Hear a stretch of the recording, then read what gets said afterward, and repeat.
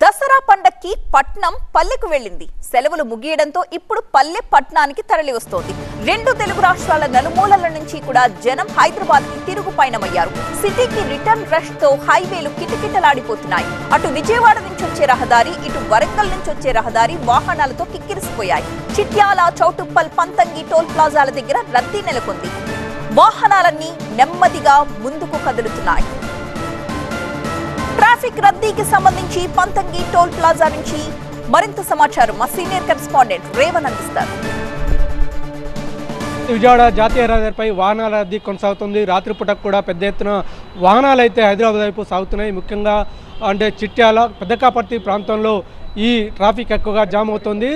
దసరా పండుగకు ఇంటికి వెళ్ళినటువంటి వాహనదారులంతా పండుగ ముగించుకొని తిరిగి హైదరాబాద్ తిరుగుముఖం పడుతూ ఉండడంతో వేలాది వాహనాలు హైదరాబాద్ విజయవాడ జాతీయ రహదారిపై అయితే సందడి చేస్తున్నాయి. పెద్ద ఎత్తున వాహనాల రద్దీ కూడా కనిపిస్తూ ఉంది. ముఖ్యంగా చిట్యాల సమీపంలో, పెద్దకాపర్తి సమీపంలో ఫ్లైఓవర్ బ్రిడ్జిల నిర్మిస్తున్నారు. అందుకోసం సర్వీస్ రోడ్ల మీదుగా ఈ వాహనాలన్నింటి కూడా మళ్లిస్తుండడంతో పెద్ద ఎత్తున ట్రాఫిక్ జామ్ అవుతుంది. దాదాపు 3-4 కిలోమీటర్ల మీద కూడా ఇదే రకంగా వాహనాలు అయితే అంటే ముందుకు సాగుతున్న పరిస్థితి కనిపిస్తుంది. మనం ప్రస్తుతం చిట్యాల పట్టణంలో ఉన్నాం. చూడొచ్చు, వేలాది వాహనాలు అయితే ఈ హైవే మీదుగా ముందుకు కలుతున్నాయి. ముఖ్యంగా హైదరాబాద్ విజయవాడ జాతీయ రహదారిపై ప్రతిరోజు కేవలం దాదాపు 25 నుంచి 30 వేల వాహనాలు రాకపోకలు సాగిస్తుంటాయి. కానీ దసరా సందర్భంగా గ్రామాలకు వెళ్ళి రిటర్న్ అవుతున్నటువంటి వాహనాల రద్దీతోటి నిన్న ఈరోజు దాదాపు అంటే 70 వేలకు పైగా వాహనాలు అంటే హైదరాబాద్ వైపు వెళ్ళినట్టుగా నేషనల్ హైవే అథారిటీ అధికారులు అయితే చెప్తున్నారు. పెద్ద ఎత్తున చూడండి, చాలా స్లోగా ముందుకు సాగుతున్నాయి. ఎందుకంటే చిట్యాల, పెద్దకాపర్తి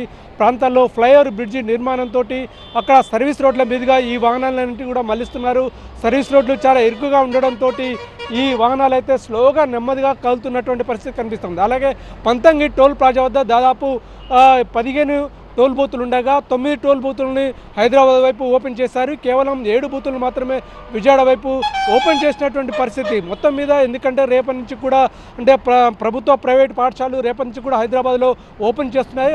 అట్లాగే ఉపాధ్యాయులు, ఉద్యోగులు కూడా అంటే హైదరాబాద్కు బాట పడుతుండడంతో పెద్ద ఎత్తున వాహనాల రద్దీ అయితే కొనసాగుతున్నటువంటి పరిస్థితి అయితే కనిపిస్తూ ఉంది.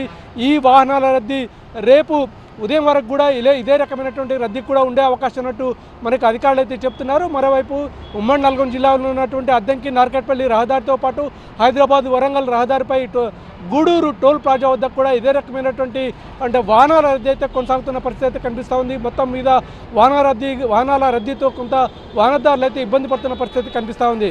Camera person కుశల్తో Revan, TV9 Chityal.